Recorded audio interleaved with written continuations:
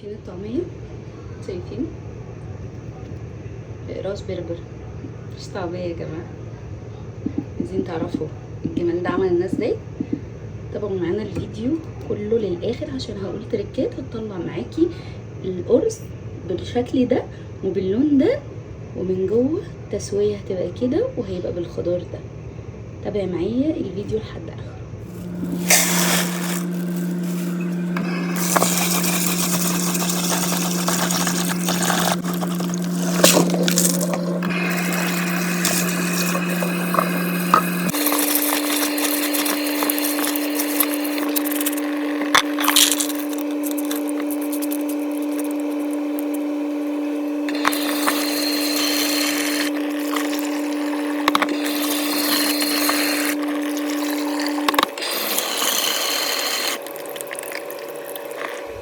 تعالوا بقى نسمي بالله وهقول لكم على طريقتي المعتاده في الطعميه.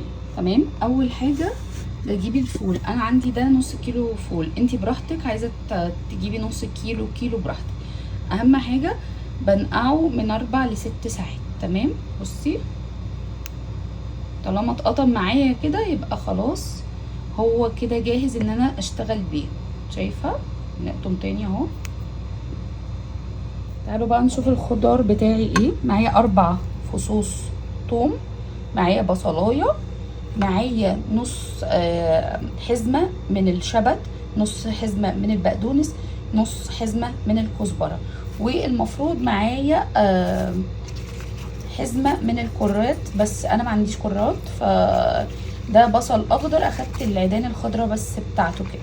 تمام، بصلايه واحده. تمام، اهم حاجه الخضره بتاعتنا ما تكترش يا جماعه عشان الطعميه بتاعتي ما تشربش زيت كتير ويبقى لونها اخضر حلو مش غامق. تمام، البهارات بقى بتاعتي معلقه صغيره ملح، معلقه صغيره من الكزبره الناشفه، معلقه صغيره من الكمون، هي دي المعلقه اللي بعاير بيها.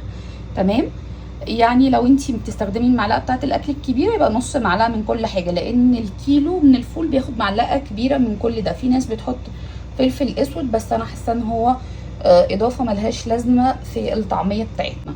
تمام، يلا بقى نصلي على النبي ونبدا الشغل بتاعنا ونشوف هنبدا. نسمي بالله بقى ونبدا. اول حاجه هحط البصل بتاعي. تمام، وادي الخضره اهو، وادي الثوم بتاعي. هديهم بس فرمه كده في الكبه الاول. بسم الله.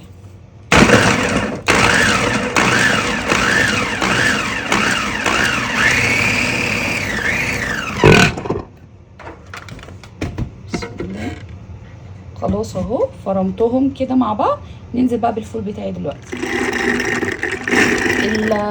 الكبه بتاعتك لو اصغر من الكبه بتاعتي حطي حبه حبه من البصل وشويه من الخضره وفص ثوم واضربي حبه وبعدين ارجعي كملي الباقي. تمام، وهنزل بقى دلوقتي برضو بالبهارات بتاعتي مع الكبه بتاعتي دلوقتي تفرم كله مع بعض. بس هنا في شويه فول نزلهم كلهم نتاكد ان هو نزل. الغطا بتاع الكبه بتاعنا. بسم الله، نسمي بالله.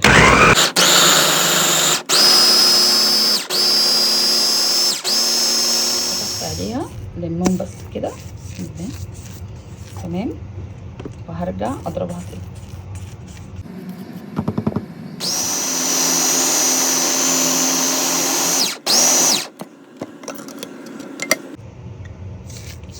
تمام،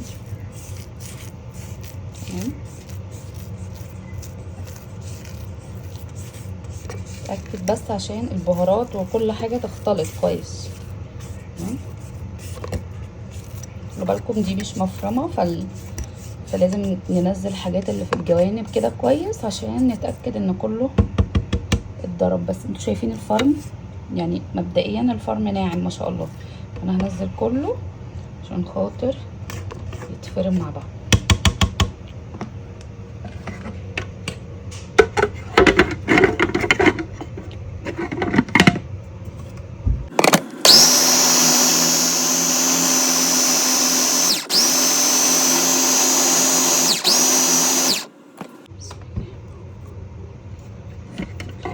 اللهم بارك. تعالوا بس ايه نشكل بقى كده.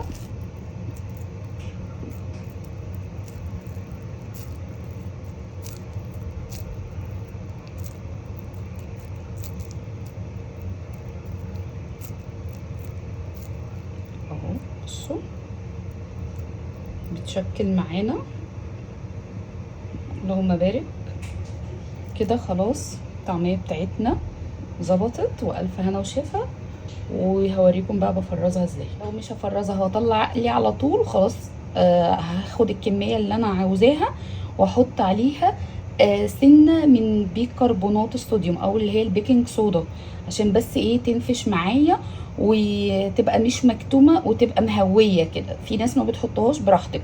ممكن تحطي كمان بضايه. الكلام ده قبل القلي على طول. انما لا، هشيلها متفرزه كده يبقى مش هحط عليها اي حاجه تاني. هو الملح، الكمون، الكزبره. ودوقوها يا جماعه، دي خضره وفول يعني. دوقوها لو حسيتوا ان انتوا مثلا في حاجه من البهارات ما ظبطتش معاكم. تمام.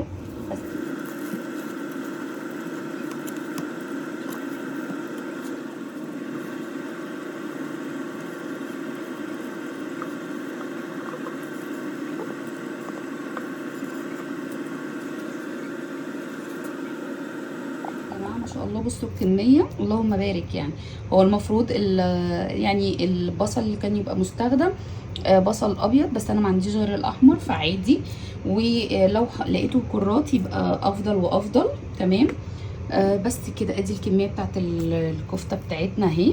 عايزين نديها وش كمان ادوها، بس انا شايفاها ان هي كده كويسه جدا عشان ما تجيبش ميه معايا. وهقلي معاكم كميه دلوقتي ونشوف بقى ايه في القلي بيبقى شكلها عامل ازاي. بحب الطعميه بالبيض بس للاسف مش عندي بيض، فهعملها من غير بيض بقى. ادي البيكربوناتو او اللي هي البيكنج صودا. تمام.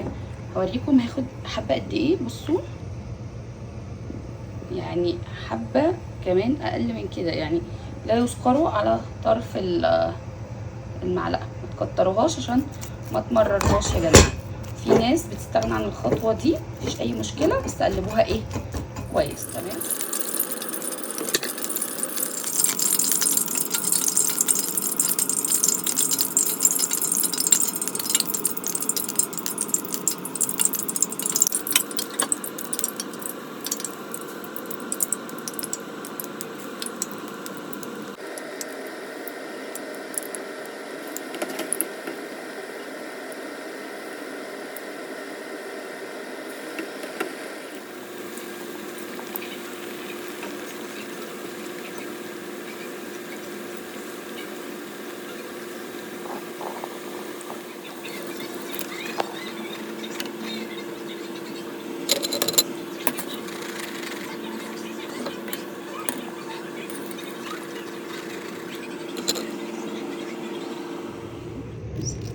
شايفين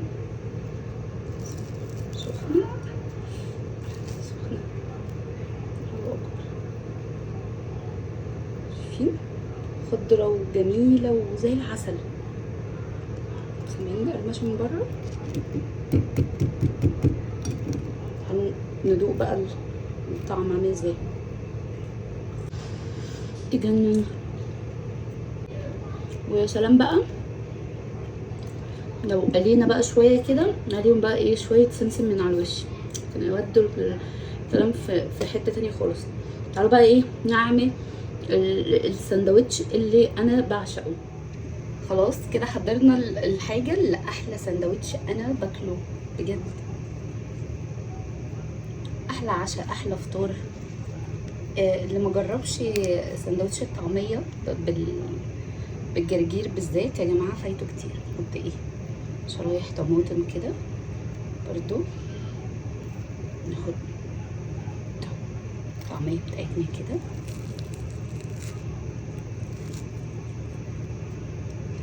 اهو. نظبط السندوتش بتاعنا.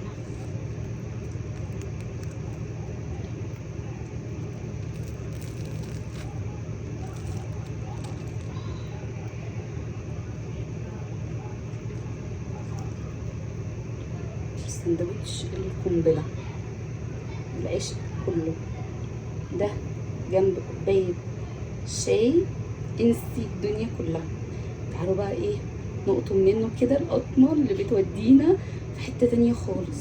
افتحوا بقكم معايا، افتحوا بقكم، بصوا شوفوا لي بقى القطمه مع الطعميه والجرجير والفين السخن والطعميه الطازه اللي احنا عاملينها. يا لهوي في حته تانية خالص بجد.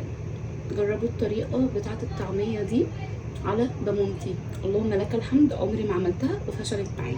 جربوها وهتلاقوني عاملاها على القناه من 4 سنين ولحد الان بعملها بنفس الطريقه وبتنجح، اللهم بارك.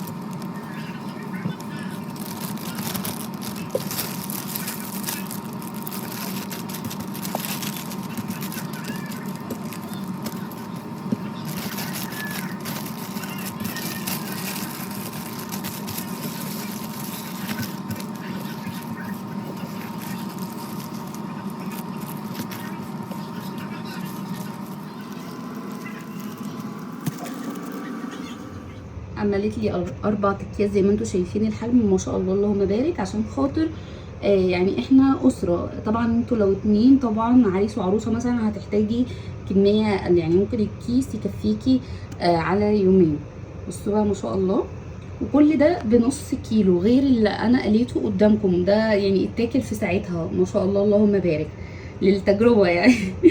بس حلو جدا جدا في رمضان تحطيه على سحور، لو في الايام العاديه تفطروا بيه تتحشوا بيه، جامد جدا جدا جدا. دي من التفريزات اللي انا انصح بيها بشده، ووجودها في البيت خير. يعني الطعميه بجد مع الفول ممكن عادي تبقى غدوه كده مع شويه مخلل وبتنجان وبطاطس وتتقضى، اللهم بارك بجد بجد. وما بتاخدش وقت. عندك مفرمه، عندك كبه، قومي سمي بالله كده وهاتي المكونات بتاعتها كلها متوفره، يعني ما فيش حاجه من اللالا لاند يعني.